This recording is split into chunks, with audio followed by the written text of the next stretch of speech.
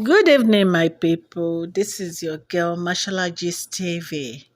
Today's gist, we hear that Queen Naomi and Queen Ronke, Queen Tope and Dr. Elizabeth organized a prayer session for our Kabiyesi, Baba wa Onirisha, Adeyeye Ogunwusi. Ẹ máa bá wa ká lọ. If today is your first time on my channel, can you go straight and press that notification bell so that whenever I post a gist, you can get it? And to my old subscribers, I say thank you. Thank you for everything. God Almighty will bless you. I really appreciate you. Yeah, wọ́n ní pé Queen Naomi àti Queen Ronke Temitope àti Queen Elizabeth wọ́n ní wọ́n organize a prayer fún bàbá wa Adéyẹyè Ògúnwùsì o. Wọ́n ní ààwẹ̀ àti àdúrà ni wọ́n fẹ́ fi ja ogun yìí o. Wọ́n ní pípé bá a ṣe ń sọ lọ o, wọ́n ní Queen Naomi àti Queen Olori Ronke àti Tóbi àti Tọ́pẹ́ Temitope àti Dr. Elizabeth wọ́n ní wọ́n ti kóra wọn jọ o láti bẹ̀rẹ̀ fasting and prayer fún Kábíyèsí ipe because wàhálà yẹn ó ti ń pọ̀ jù. Bí a ṣe ń gbọ́ wọ́n láwọn tó wà ní section of prayer yìí wọ́n ní wọ́n pọ̀ o, wọ́n ní mọ́mì Naomi wà ń bẹ̀. So wọ́n ní gbogbo àwọn tó wà ń bẹ̀ pọ̀ o, wọ́n ní gbogbo àwọn family àwọn Queen Naomi, gbogbo àwọn ọmọ Kábíyèsí, gbogbo lọ́jọ́ in prayer yìí o. So ẹ̀yin náà rí bí Queen Naomi bí wọ́n ṣe dìde togun tán dìde tìjàtìjà láti bẹ̀rẹ̀ sí gbààwẹ̀ àti àdúrà fún Kábíyèsí. Ẹ̀yin ènìyàn wa, ẹ máa bá wa ká lọ.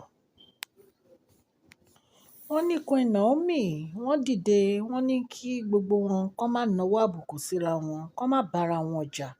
Wọ́n ní torí kí Ọlọ́run fi lè gbọ́ àdúrà wọn lórí Kábíyèsí. Ṣé mọ̀ pé téèyàn bá gbàdúrà tó bá ní ìkùnsínú fún ọmọ ẹnìkejì, àdúrà yẹn kò ní tètè gbà. Ṣùgbọ́n téèyàn bá ń gbàdúrà àtàwẹ̀ tó ọkàn ẹ̀ mọ́, even gan ẹni tó ń bẹ jà gan àbí ẹni tó ń bínú sí ẹ tó pè tó ní mi ò bẹ́ jà o, jẹ́ ká parí ìjà o. Ọlọ́run Elédùmarè ó máa ń gbọ́ irú àdúrà báyẹn kíákíá.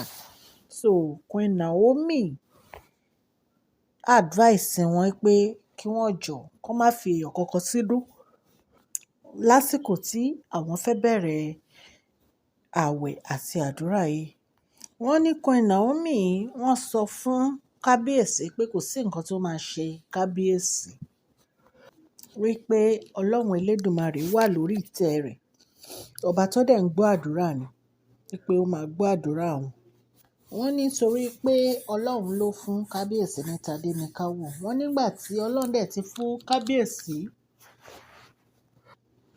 Kábíyèsí ní tadéníkáwò wípé Ọlọ́run á wá dá ẹ̀mí Kábíyèsí sí ní kánrin-kéṣe, wípé àwọn náà ni wọ́n máa pẹ́ láyé láti tọ́jú tadéníkáwò ní agbára Ọlọ́run. So bí Queen Naomi àti màmá wọn àti àwọn ẹ̀gbọ́n wọn àti àwọn àbúrò wọn àti family Kábíyèsí àti Olori Ronke àti Olori Temitope àti Dr. Elizabeth bí wọ́n ṣe dìde tí wọ́n bẹ̀rẹ̀ fasting and prayer. Èmi gan tí mò ń sọ̀rọ̀ yìí mo máa join wọn nínú ẹ̀mí. Ẹ̀yin tí ẹ bá fẹ́ join wọn náà, ẹ join wọn. Ṣé mọ̀ pé èmi náà ti ṣe fídíò kan tí mo ní kí ẹ jẹ́ ká gbàdúrà fún Kábíyèsí. Ẹ jẹ́ ká máa fi ọ̀rọ̀ Kábíyèsí sínú àdúrà. A dẹ̀ mọ̀ pé ní agbára Ọlọ́run, Ọlọ́run máa gbọ́ àdúrà Kábíyèsí. Kò sí ewu kankan tó máa ṣe Kábíyèsí. Queen Naomi, mo dúpẹ́ lọ́wọ́ yín fún èyí tí ẹ ṣe yìí. Aya rere ni yín lọ́dẹ̀dẹ̀ ọkọ. Queen Temitope, mo dúpẹ́ lọ́wọ́ yín. Queen Ronke, mo dúpẹ́ lọ́wọ́ yín because nǹkan tí èèyàn bá ṣe ló máa gbà. gbogbo ìwà tí ẹ̀ ń wù, Kábíyèsí ń rí gbogbo ẹ̀ o. And I do appreciate you more for your support fún Queen Naomi. Nítorí pé ẹ̀yin gan mọ̀ wípé Queen Naomi èèyàn dáadáa ni wọ́n. Ẹ̀yin gan mọ̀ pé Queen Naomi èèyàn tó jẹ́ pé ó ń kóyàn mọ́ra ni wọ́n. Ṣùgbọ́n tí ò bá ń ṣe pé gbogbo nǹkan tí ojú Queen Naomi ti rí, kò ní sí pé bóyá wọ́n á ní pé àwọn ò ní wá sí palace àfi tí àwọn olórí yìí bá kúrò. Ṣùgbọ́n nǹkan tójú wọn ti rí, ó yẹ kéèyàn fura o. So, mo dúpẹ́ lọ́wọ́ yín. Mo dúpẹ́ lọ́wọ́ Queen Elizabeth náà fún ìfẹ́ ọmọ rere àgbẹ̀yìn yín náà. Ọlọ́run á gbọ́ àdúrà tí ẹ máa bẹ̀rẹ̀ yìí. Àwa náà máa join yín nínú ẹ̀mí. Ọlọ́run á dá Kábíyèsí sí. Wọ́n á pẹ́ láyé kánrin kéṣe. Ikú ò ní gbé wọn dè, àrùn ò ní gbé wọn dè. Ní agbára Ọlọ́run ọba, Tadé ní káwò á dàgbà, á lọ́wọ́ rere lẹ́yìn ní agbára Ọlọ́run ọba. Ààfin Kábíyèsí ò ní dàrú. Ilé Ifẹ̀ á tùbà á tùṣẹ ní agbára Ọlọ́run ọba.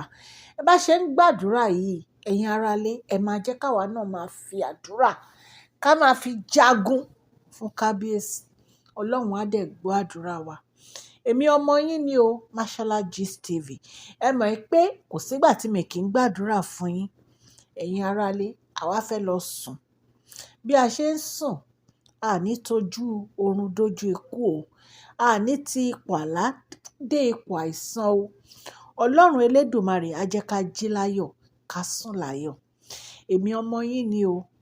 Mò ń kí yín pé ẹ ṣé, ẹ kú àdúrótì mi. Etí tẹ́ fi ń gbọ́ mi kò ní di o. Ọwọ́ tẹ́ fi ń tẹ subscribe, like àti comment, ọwọ́ yẹn kò ní di kòròfo o. Ire, àánú, ìbùkún ló máa wọnú ọwọ́ yẹn. Gbogbo ẹ̀dùn ọkàn yín ní ọ̀sẹ̀ tá a máa mú yìí, Ọlọ́run á dáhùn.